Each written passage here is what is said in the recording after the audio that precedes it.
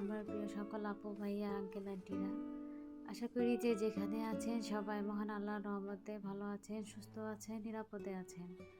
আলহামদুলিল্লাহ আমরাও আপনাদের দোয়ায় ভালো আছি। বরাবরের মতো নতুন আরও একটি ব্লগ নিয়ে আপনাদের মাঝে আবারও হাজির হয়েছি। আশা করি আজকের এই ভিডিওটি আপনাদের কাছে বেশ ভালো লাগবে। আর যারা আমার ভিডিওতে একটি ক্লিক করেছেন, প্লিজ শুরুতেই একটি লাইক দিয়ে ফুল ভিডিওটি কন্টিনিউ করবেন। নর্মালি গরমের দিনের থেকে শীতের দিনে খিচুড়ি খেতে কিন্তু আরও বেশি ভালো লাগে। তো যাই হোক, আজকে সকালের নাস্তা এসছে এই খিচুড়ি।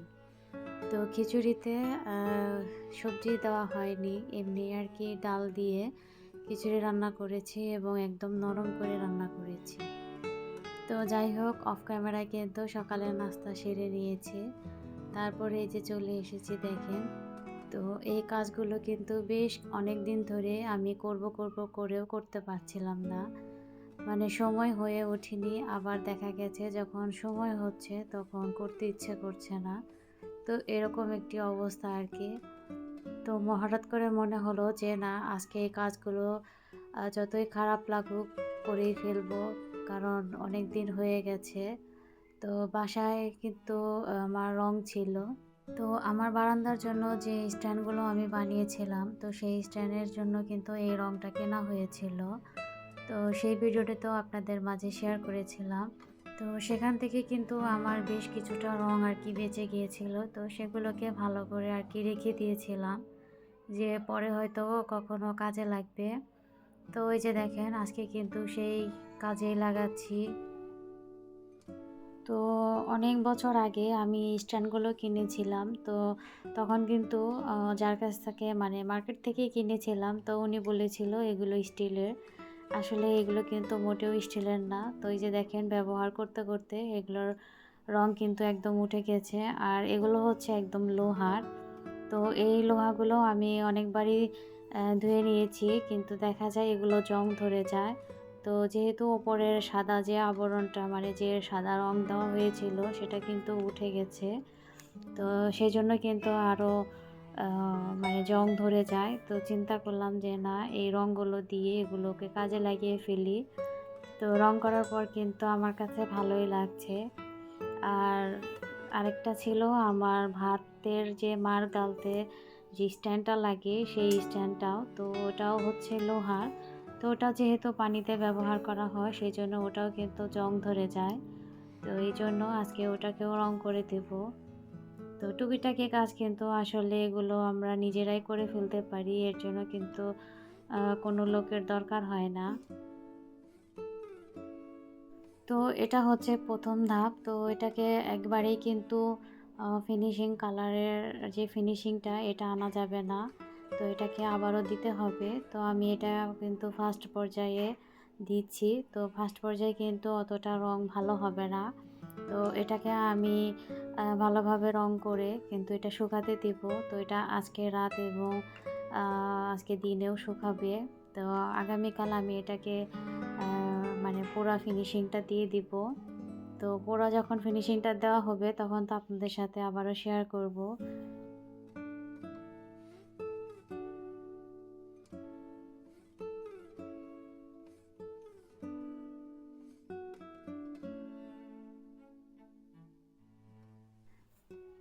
তো এই তো রং করা শেষ হয়ে গেছে। তারপরে যে চলে এসেছি অন্য কাজে।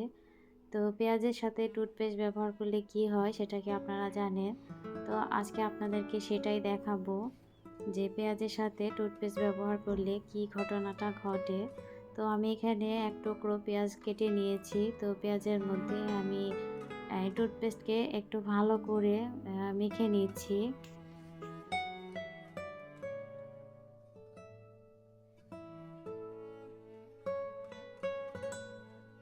আর এই তো দেখেন, এই হচ্ছে আমার কারেন্টের সুইচ বোর্ড। তো এখানে আমি সেই পেঁয়াজটা দিয়ে একটু ভালোভাবে মেখে চেখে নিব।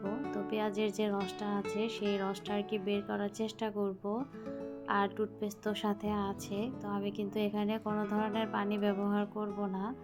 তো খুব ভালো করে আর কি মিশিয়ে নেব এবং এমনভাবে দিব যাতে একদম কোনায় কোনায় চলে যায়। তো আমাদের বাসার তো সবারই বাসায় সুইচ বোর্ড থাকে, তো দেখা যায় যে যেহেতু কারেন্টের সুইচ এগুলো, তো এগুলো কিন্তু পানি দিয়ে পরিষ্কার করা যায় না। আর আমার বাসা যেহেতু অনেক পুরনো, তো সেক্ষেত্রে কিন্তু সুইচ বোর্ডগুলো খুবই বাজে এবং এগুলো একদম লো কোয়ালিটির সুইচ বোর্ডগুলো লাগিয়েছে। তো আমি সব রুমেই কিন্তু ক্লিন করে নিয়েছি। তো এই রুমটাই আর কি বাকি ছিল। তো এই রুমটা আপনাদের মাঝে একটু শেয়ার করব, এই জন্য আর কি এত ময়লা রেখেছি। তো যাই হোক, আমি কিন্তু ব্রাশ দিয়েও একদম ভিতরে ভালো করে একদম ডলে নিয়েছি, যাতে কোনো জায়গায় আর কি ফাঁক না থাকে। তো তারপরে এরকম একটা টাওয়াল নিয়ে টাওয়ালটাকে আমি কিন্তু একটু ভিজিয়ে নিয়েছি। তো সেটাকে ভিজিয়ে মানে খুবই ভালো করে চিপে নিয়েছি। তারপর আর কি এই বোর্ডের সুইচগুলো মুছে নিচ্ছি। তো এখনই দেখতে পারবেন যে কতটা পরিষ্কার হয়েছে। এভাবে কিন্তু কারেন্টের বোর্ডগুলো একদম পরিষ্কার ঝকঝকে করে ফেলা যায়। আর এই যে দেখেন, দেখতে কতটা সুন্দর লাগছে। তো এভাবে কিন্তু আপনারাও আপনাদের বাসার যে সুইচ বোর্ডগুলো কারেন্টের, সেগুলো কিন্তু ঝকঝকে করে নিতে পারেন। তো তারপরে যে একদম সন্ধ্যায় চলে এসেছি। সন্ধ্যায় এখন কিছু নাস্তা বানাবো বাচ্চাদের জন্য। তো বাচ্চারা তো এটা সেটা খেতে চায়। তো চিন্তা করলাম আজকে আলু দিয়ে ওদের একটা রেসিপি বানিয়ে দিই। তো আমি কিছু আলু সেদ্ধ করে সেগুলোকে একদম ভালোভাবে ম্যাশ করে তারপরে সেই আলুর সাথে মশলা এবং পেঁয়াজ দিয়ে তারপরে কিন্তু এরকম রোল করে নিয়েছি। তারপরে এই যে আমার ফ্রিজে এই চালের যে ব্যাটারটা সেটা ছিল। তো কিছুদিন আগে কিন্তু আমি চিতই পিঠা বানিয়েছিলাম। তো অনেকগুলোই একসাথে ব্লেন্ডার করেছিলাম, এই জন্য কিছু ছিল সেগুলো আর কি রেখে দিয়েছিলাম। তো সেই ব্যাটারটা দিয়েই আমি কোট করে নিচ্ছি। তারপরে যে তেলের মধ্যে দিয়ে সেগুলো কিন্তু একটু মচমচে করে ভেজে নিচ্ছি। তো চালের গুঁড়ো দিয়ে কোট করে নিলে হয় কি, আপনার এটা খুব ক্রিস্পি হয় এবং খেতে কিন্তু ভীষণ ভালো লাগে। আর আটা দিয়ে করলে কিন্তু এরকম ক্রিস্পি হয় না। আর এই যে আমার কিন্তু সবগুলো বানানো হয়ে গেছে।